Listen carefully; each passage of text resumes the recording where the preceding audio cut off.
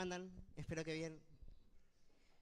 Y hoy yo quiero que estemos hablando de un tema que se habla, pero a veces es como que siento que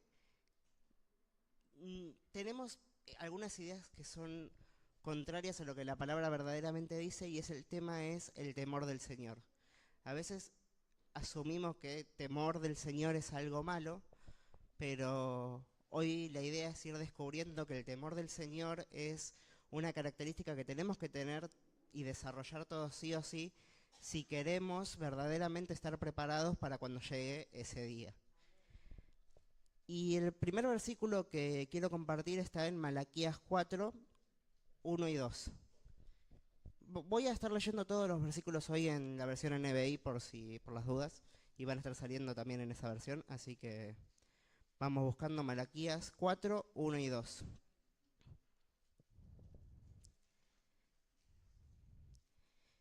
Dice así: Miren, ya viene el día, ardiente como un horno. Todos los soberbios y todos los malvados serán como paja. Ese día les prenderá fuego hasta dejarlos sin raíz ni rama, dice el Señor de los ejércitos. Pero para ustedes que temen mi nombre, se levantará el sol de justicia, trayendo en sus rayos salud. Y ustedes saldrán saltando como becerros bien alimentados. Sigue un poco la línea de lo que capaz compartía el último miércoles que hablé, y llegado ese día, va a haber un momento en el que, dependiendo de dónde estamos parados, es que nos va a afectar lo mismo que va a pasar. La misma situación nos va a afectar de distinta forma dependiendo de cómo estamos parados. Porque vemos este contraste, ¿no? Que dice, algunos los van a ver ese día como un horno y otros lo van a ver como un sol de justicia que trae en sus rayos salud, salvación y sanidad. ¿Y cuál es la diferencia principal entre las personas ante esta dinámica? Dice que por un lado tenemos todos los soberbios y todos los malvados, y por el otro lado dice aquellos que temen mi nombre. Entonces, en primer lugar, estamos viendo este contraste que dice que la soberbia, porque la maldad capaz que lo entendemos de una, pero la soberbia es lo contrario al temor del Señor. Pero ¿qué sería el temor del Señor si, como les decía, no es un miedo o algo irracional? Vamos a ir viéndolo de a poco, pero para tener algunas ideas es entender que Dios está en todos lados y que tenemos que ser conscientes de que Él tiene el control de todas las cosas, y que ser conscientes de que todo lo que tenemos es por Él y para Él, y que un día vamos a tener que rendir cuentas de todo lo que tenemos y todo lo que hacemos delante de Él. Entonces esta conciencia de que Él está en el control de todas las cosas, por así decirlo. Pero tenemos como esta promesa que dice, cuando llegue ese día, los que temen mi nombre, dice, van a salir saltando como becerros bien alimentados. Y cuando yo leía esto, decía, bien alimentados. ¿Eso qué quiere decir? ¿Que se van a alimentar ese día? Porque van a salir saltando bien alimentados. Lo que está diciendo es que los que temen el nombre del Señor están bien alimentados, porque el que los alimenta es el Señor. Y cuando llegue ese día, dice, van a experimentar lo que es la plenitud, van a experimentar lo que es la verdadera libertad, van a experimentar lo que es el gozo, van a salir en victoria sabiendo que Dios ha vencido y que Él va a restaurar todas las cosas. Entonces, entender esto, ¿no? Si los becerros están bien alimentados es porque hay un proceso previo en el que fueron alimentados. Y ese proceso nace cuando empezamos a crecer en el temor del Señor. Y empezamos a darle a Él el lugar que verdaderamente merece. Para seguir definiendo qué es el temor del Señor, lo que pensaba es que leamos una instrucción que Dios le da al pueblo mediante Moisés, que está en Deuteronomio 10, del 12 al 13. Y es como que este versículo que vamos a leer ahora resume bastante lo que es la misión y la tarea cristiana en muchas áreas, la verdad. Y dice: ahora, Israel, ¿qué es lo que te pide el Señor tu Dios? Simplemente que le temas y andes en todos sus caminos, que lo ames y le sirvas con todo tu corazón y con toda tu alma, y que cumplas los mandamientos y los estatutos que hoy el Señor te manda a cumplir para que te vaya bien.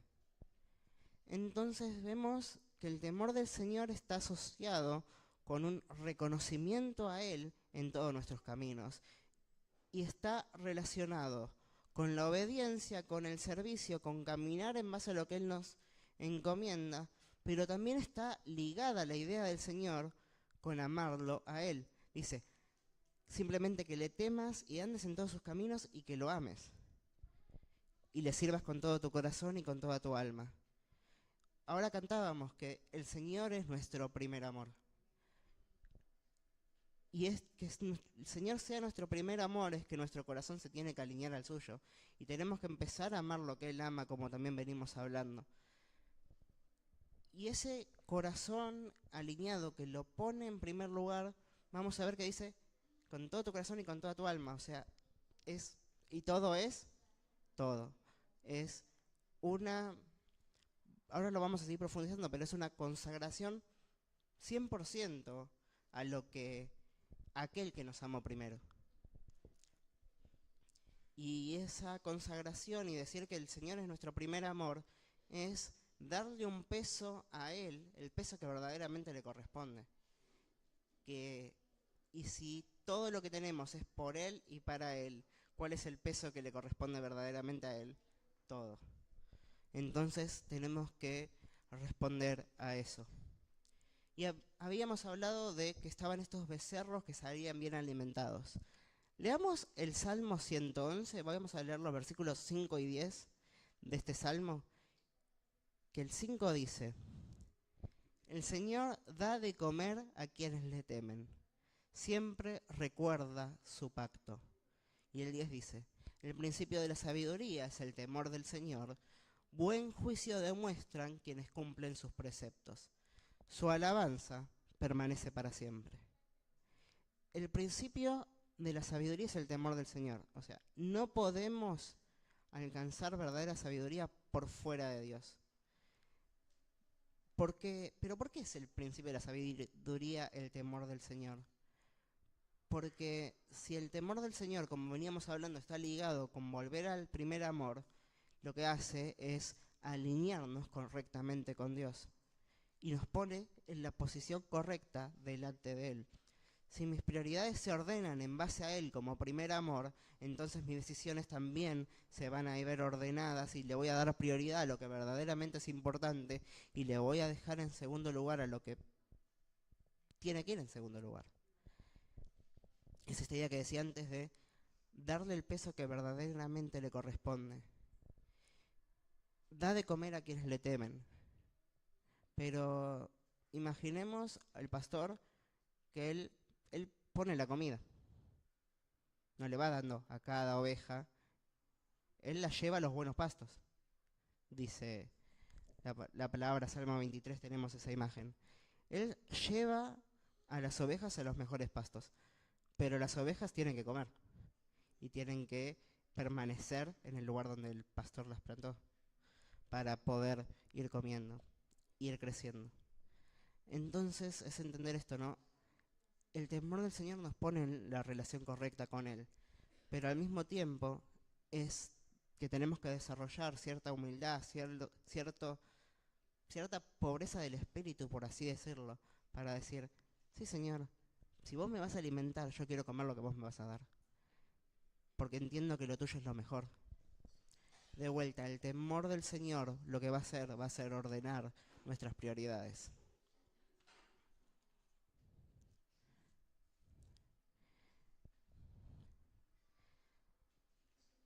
Y una de las cosas que leíamos en estos versículos es, a los que temen su nombre, a ellos siempre les recuerda su pacto.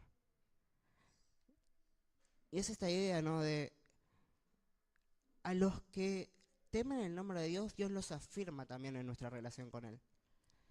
Y dice, Él les recuerda su pacto, Él les recuerda sus promesas, Él los recuerda de dónde los sacó y a dónde los va a llevar. Él recuerda todo eso. Pero esto me traía a la mente es, si tememos al Señor, vamos a buscarlo y vamos a buscarlo en intimidad. En lo secreto me haces entender sabiduría. Y hay otro versículo que dice, y a los íntimos Él les hace conocer su pacto. Es entender esto, ¿no? Es buscar al Señor para que Él nos haga conocer su pacto. Para que Él nos recuerde día a día de dónde nos sacó y a dónde nos va a llevar. El Salmo 34:9 va a decir, teman al Señor ustedes, sus santos, pues nada les falta a los que le temen. ¿Quiénes somos los santos? Nosotros. Todos los que fuimos. Ser santo es haber sido elegido con un propósito puntual. Y ese propósito puntual lo que haces es, después uno se va consagrando para ser lo más útil posible a ese propósito. Y se entrena en pos de ese propósito. Pero es entender que eso, que Dios nos sacó de las tinieblas, dice, a su luz admirable para que hagamos las buenas obras que Él preparó de antemano para que anduviéramos en ellas. Y es entender eso, que tenemos todo lo necesario cuando nos alineamos a Él y vamos caminando en pos de su camino. Es entender que, de vuelta, cuando entendemos nuestra identidad y caminamos en nuestra identidad en Dios, todo se va ordenando. Dice la Biblia que todo obra para bien para aquellos que lo aman, que andan conforme al propósito por el cual Él los ha llamado. Dice la palabra también que buscar el reino de Dios y su justicia y todo lo demás viene por añadidura. Todo se va ordenando cuando por el temor del Señor ponemos las cosas en orden.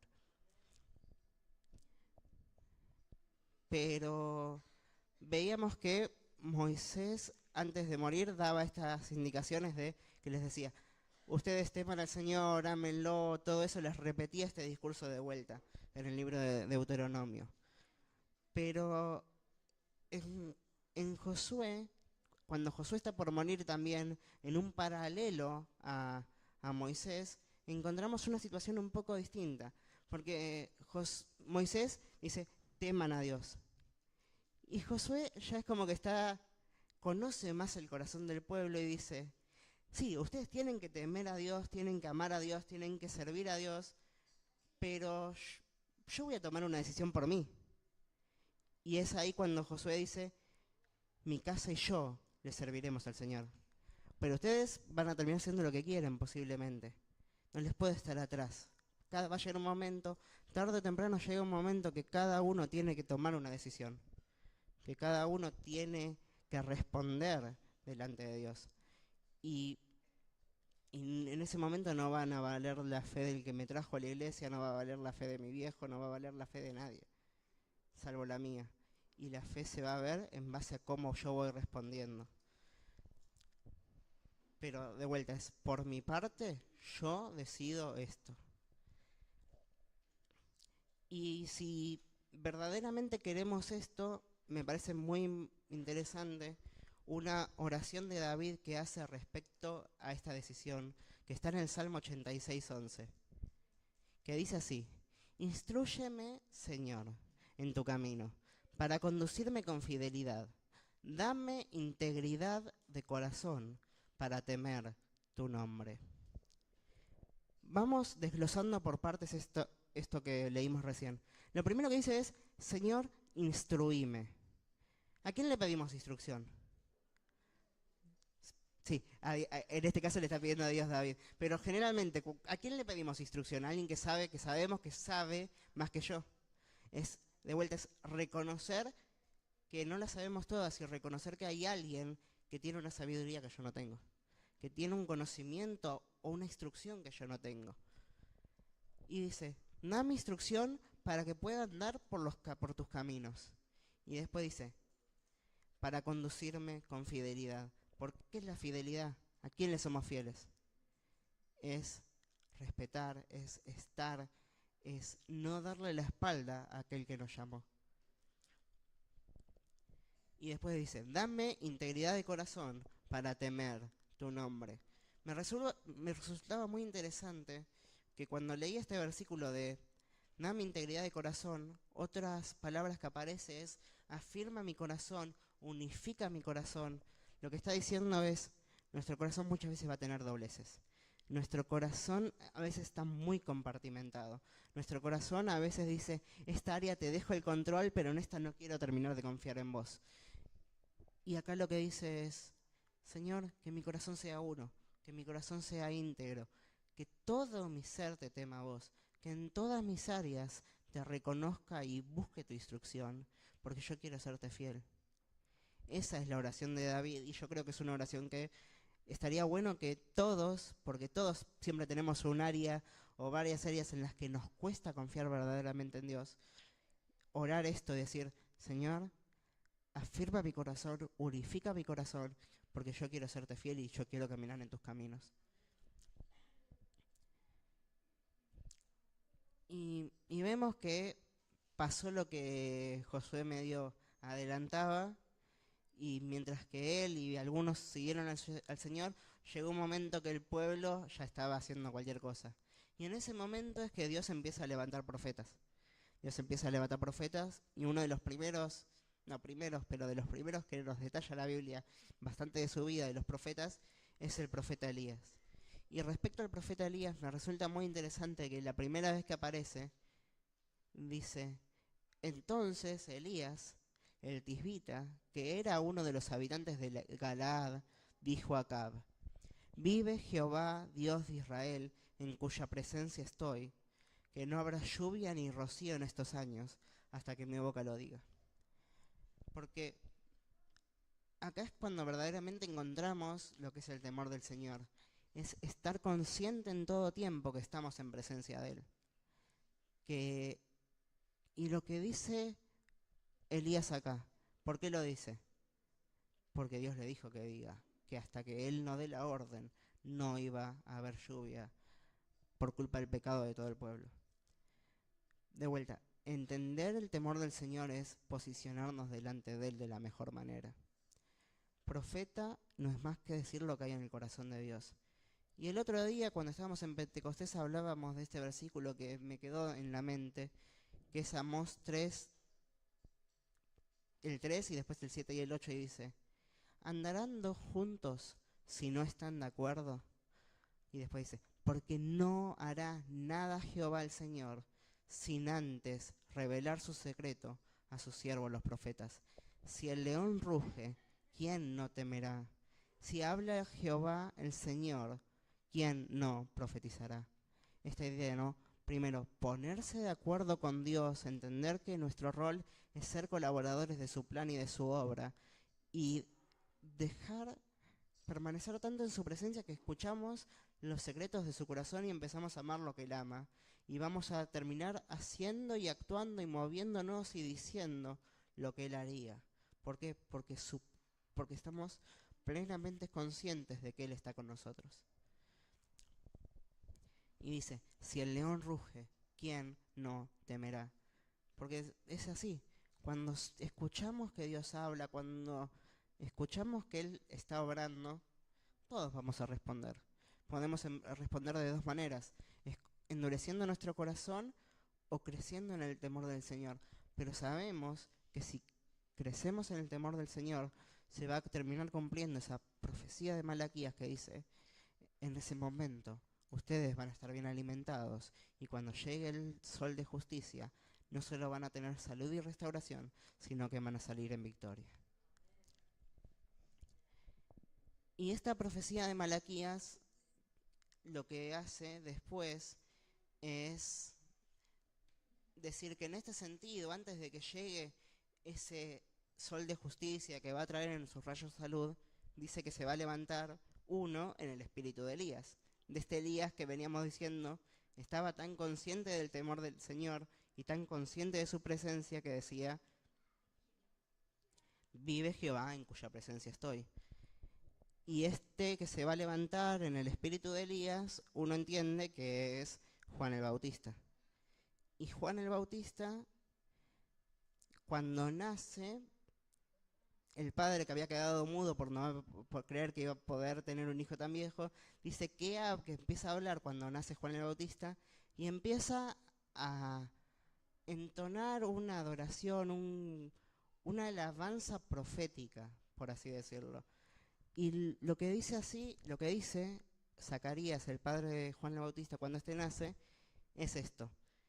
Pero leamos lo que vamos a leer ahora, leámoslo estando conscientes de esta profecía de Malaquías. ¿Por qué? Porque de vuelta, Juan el Bautista, la figura de Juan el Bautista, está ligada a la profecía de Malaquías. Porque Malaquías hablaba de él. Y dice, así lo juró Abraham nuestro padre. Estamos leyendo Lucas 1, del 73 al 79. Nos concedió que fuéramos libres del temor, al rescatarnos del poder de nuestros enemigos, para que le sirviéramos con santidad y justicia, viviendo en su presencia todos nuestros días. Y tú, hijito mío, serás llamado profeta del Altísimo, porque irás delante del Señor para prepararle el camino. Darás a conocer a su pueblo la salvación de los pecados. La salvación mediante el perdón de los pecados, gracias a la entrañable misericordia de nuestro Dios. Así nos visitará desde el cielo el sol naciente, para dar luz a los que viven en tinieblas y en sombra de muertes, para guiar nuestros pasos por la senda de la paz. ¿Qué es lo que está diciendo? ¿A quiénes le daba Dios a conocer el pacto? A los íntimos. Y lo que está diciendo acá es, Dios nos sacó de la oscuridad, de la tiniebla, con todo, para que vivamos libres del temor. Pero si veníamos diciendo que tenemos que temerle a Él, ¿por qué libres del temor? Porque nada más nos puede dañar si estamos seguros en Él. Y dice, para que andemos en libertad, en santidad y en justicia, delante de su presencia todos nuestros días. Vive Jehová, en cuya presencia estoy. ¿Qué es la santidad? Es entender que Dios me sacó con un plan. ¿Qué es la justicia? Es estar alineados a Dios y a lo que Él quiere hacer. Y tú vas a ser profeta del Altísimo, diseñado para dar a conocer al pueblo la salvación mediante el perdón de los pecados. Y una vez que vos prepares al pueblo, dice, ahí va a llegar del cielo el sol naciente para dar luz a los que viven en tinieblas y en sombra de muerte. ¿Quién es ese sol naciente que iba a llegar? Jesús. ¿A quién le preparaba el camino Juan el Bautista? A Jesús. Entonces, y dice que Juan crecía y fortalecía, iba creciendo porque él tomó una decisión de consagrarse al Señor. Porque él estaba en el mismo espíritu, estaba alineado a lo que Elías hacía.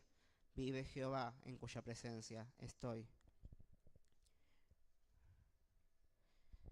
Y hay otra profecía en Isaías que habla de Jesús y va a asociar, ahora sí que ya está introducido en la escena Jesús, que va a asociar a Jesús también a la idea del temor del Señor. Isaías 11, 1 al 5 dice, del tronco de Isaí brotará un retoño, un renuevo nacerá de sus raíces. El Espíritu del Señor reposará sobre él, espíritu de sabiduría y de entendimiento, espíritu de consejo y de poder, espíritu de conocimiento y de temor del Señor. Y de ahí repite, Él se deleitará en el temor del Señor. No juzgará según las apariencias, ni decidirá por lo que oiga decir, sino que juzgará con justicia a los necesitados y dará un fallo justo en favor de los pobres de la tierra. ¿Qué es lo que está diciendo acá? Que Jesús, dice, Él se va a deleitar en el temor del Señor. Y no solo eso, sino que sobre Él va a reposar el Espíritu Santo. Y cuando describe el Espíritu Santo, lo describe con varias características. Dice espíritu de sabiduría, de entendimiento, de conocimiento, de temor del Señor, de poder y de consejo. Varias características, pero me resulta interesante que la única que repite 2 veces es el temor del Señor. Porque el temor del Señor, dice, es el principio de la sabiduría. Y no podemos tener ninguna de las otras cosas si no tenemos eso. No podemos ser sabios, no podemos hacer las cosas que Jesús hizo, no podemos hacer nada si no desarrollamos un verdadero temor del Señor. Pero temor del Señor no desde el lado negativo, sino que acá dice, Él se deleitaba en el temor del Señor. Él se deleitaba de su comunión con Dios. Él se deleitaba de saber que los ojos del Padre estaban puestos sobre Él y el Padre se complacía con quien Él era. Y repito esto, el Padre se complacía por quien Él era y no por nada de lo que hacía. Todo lo demás que hacía, lo hacía porque el Padre estaba con Él, porque el Espíritu, dice, reposaba sobre Él.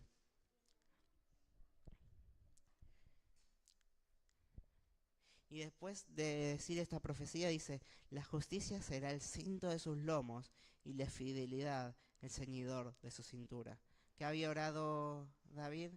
Por integridad, por alinearse a sus caminos, justicia, y por serle fiel al Padre. Lo que pedían los profetas, lo que pedían en el Antiguo Testamento, se cumple a la perfección en la figura de Jesús. Y Jesús tenía tan desarrollado el temor del Señor que vemos que ¿qué era su prioridad? Él tenía las cosas en orden. Él tenía completamente las cosas en orden. Él era el sol de justicia que iba a traer sanidad. Pero me resulta interesante que cuando dice que cuenta la historia que cuando Jesús era chico, él se perdía. Se perdía y, y dice que terminó hablando con los sabios del templo. Y mientras hablaba con los sabios del templo, porque el espíritu de sabiduría se reposaba sobre él, porque ya desde chico estaba creciendo en temor del Señor, dice algo que es clave. En los negocios de mi Padre me es necesario estar. ¿Por qué me es necesario estar en los negocios de mi Padre? Porque mis prioridades están alineadas y son las correctas, y yo estoy alineado al corazón del Padre. Y dice que ese Jesús que decía, por el temor del Señor, que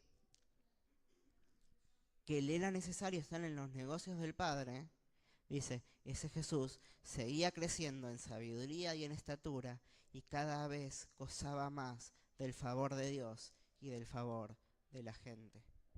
Entonces, de vuelta, todo se desbloquea cuando nos alineamos correctamente al corazón del Padre y crecemos en el temor del Señor. Y veníamos hablando de que Jesús es este sol naciente. Y me faltaba como una parte en la que conectaban estas ideas cuando venía preparando. Hasta que volví a un pasaje que tenía dándome vueltas en este último tiempo, que está en Juan 9, que es la historia en la que Jesús sana a un ciego. Pero es muy graciosa la historia porque dice que sana al ciego escupiendo y haciendo un lodo en el barro y poniéndole el lodo, ese barro en los ojos. Y después dice, con ese lodo dice que lo manda, lo deja así y lo manda a lavarse al estanque de Siloé. Y cuando el ciego va a este estanque de Siloé y se lava, dice que en ese momento el ciego recobra la vista. Y después todo el mundo le empieza a preguntar y lo vuelven loco al ciego después de esto. Pero antes de sanar a este ciego, Jesús dice algo que conecta todo lo que venimos diciendo. Me es necesario hacer las obras del que me envió mientras dure el día. La noche viene cuando nadie pueda trabajar. Pero mientras estoy en el mundo, luz soy del mundo. El Jesús que trae vista a los ciegos y en sus rayos habrá sanidad. Versículo 4 de Juan 9. Dice, me es necesario hacer las obras del que me envió. Nada hice yo que no le haya escuchado antes haber hecho al Padre. Pero dice, mientras esté en el mundo, luz soy del mundo. Pero Jesús muere, resucita, nos trae salvación y se va. Y se va. Y es como que la profecía de Malaquías, que va a llegar el momento en el que el sol de justicia va a brillar y vamos a ser libres y vamos a saltar como los becerros bien alimentados y en sus rayos habrá sanidad para todos, como que no se terminó de cumplir. Sí, alcanzamos la sanidad, pero dice, mientras esté en el mundo voy a ser luz del mundo, pero va a llegar un momento que me voy a ir. Entonces es como que la película queda in medias res, queda inconcluso hasta que nos damos cuenta que el mismo espíritu que estaba en Jesús, que lo resucitó de los muertos, es el espíritu que obra en nosotros. Y que dice que a nosotros de dónde nos llamó, de las tinieblas a su luz admirable. Y, y ese temor del Señor y ese mismo espíritu que reposaba sobre Jesús en sabiduría, en temor del Señor y en todas las cosas, está disponible para cada uno de nosotros. Y Pablo va a escribir, no lo vamos a leer todo, pero si quieren después léanlo, 2 Corintios 4, que va a decir,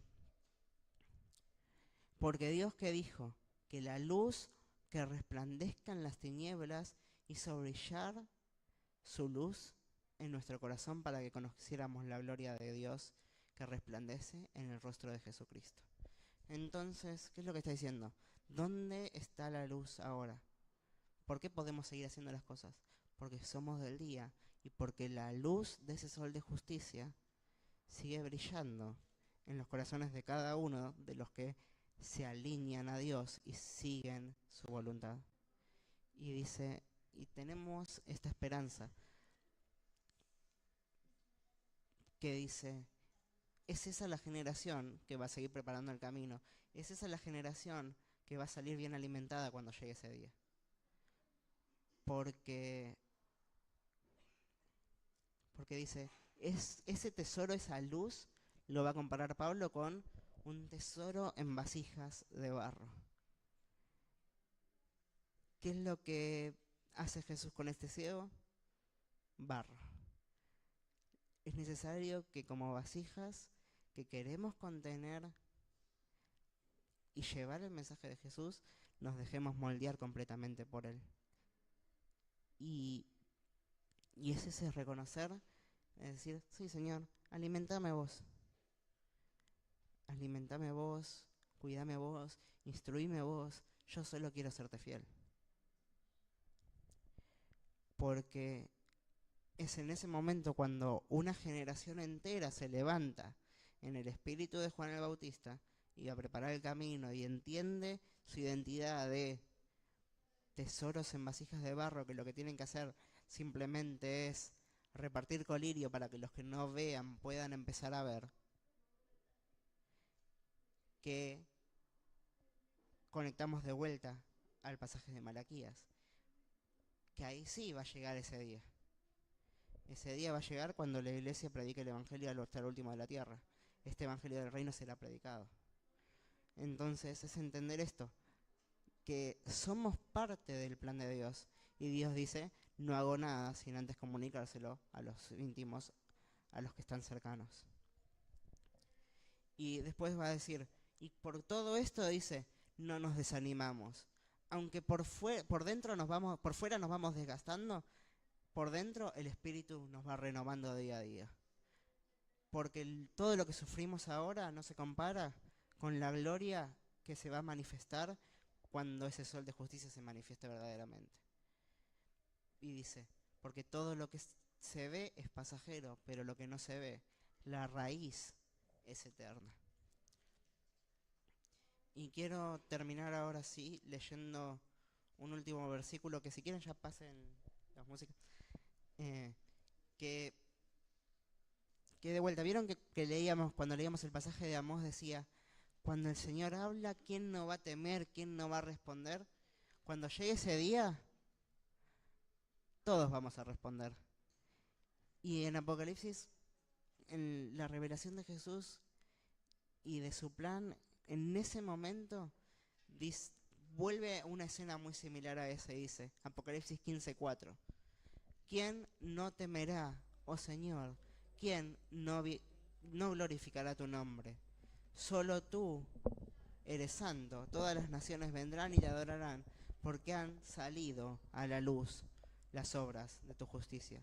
Es empezar a ver lo que Dios está haciendo, es empezar a entender que cuando la generación se conecta al corazón del Padre y se empieza a hacer esos pequeños trazos de sol, no sé el sustantivo que usar, pero esos pequeños destellos de luz, por así decirlo, que están en vasijas de barro pero se dejan moldear, que van llevando, viste, a los ciegos y van cumpliendo la misión que Jesús les encomendó. El Espíritu del Señor está sobre mí por cuanto me ha ungido para llevar buenas nuevas y anunciar el año agradable del Señor, el año en el que el sol de justicia dice, ya estoy saliendo. La noche está avanzada, pero el día se acerca. Y los que son hijos de luz se sacan las ropas de las tinieblas y se ponen la armadura de la luz y velan y están atentos. Es entender todo esto y decir, Señor, simplemente vamos a hacer la oración esta de David que leía. Instruínos en tus caminos, Señor. Ayúdanos a crecer en fidelidad y danos integridad de corazón para temer tu nombre, porque todo lo demás se ordena cuando tememos tu nombre.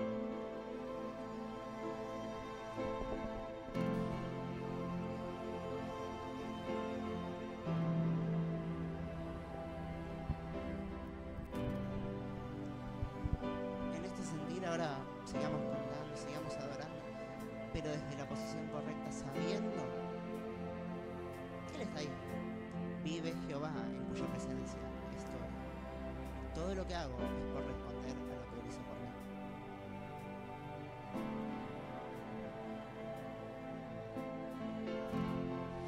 En ti encontré esperanza y el valor que tu cruz me regaló.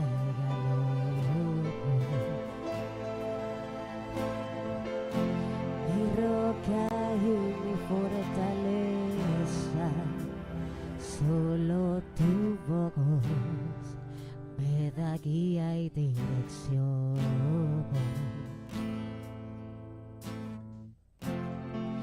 En ti encontré esperanza y el valor que tu cruz me regaló.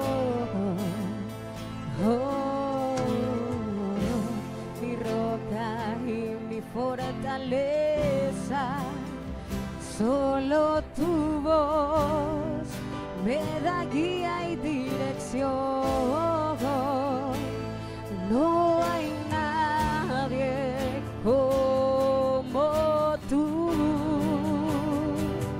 Soy tu hijo, Abba Padre, tú eres suficiente para mí.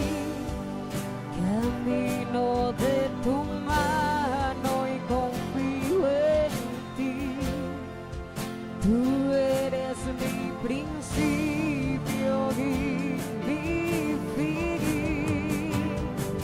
Soy tu hijo, Abba Padre, tú eres suficiente para mí. Camino de tu mano y confío en ti. Tú eres mi principio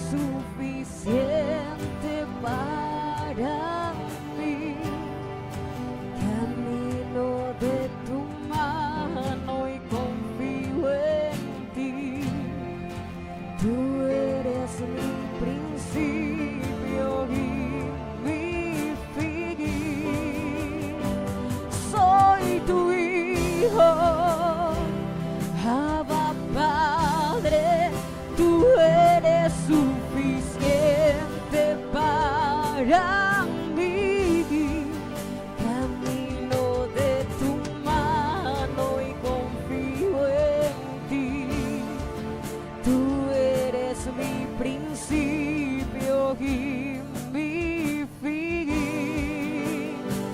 Soy tu hijo, Abba Padre, tú eres suficiente para mí. Camino de tu mano y confío en ti. Tú eres mi principio y mi fin. Confiamos en ti. Confiamos en ti, Señor, y nos ponemos de acuerdo con vos, Señor, y te decimos, acá hay una generación que responde, y vamos a cantar llegado el momento, que solo vos sos santo, porque han salido a la luz las obras de tu justicia. Gracias una vez más, en tu nombre. Amén.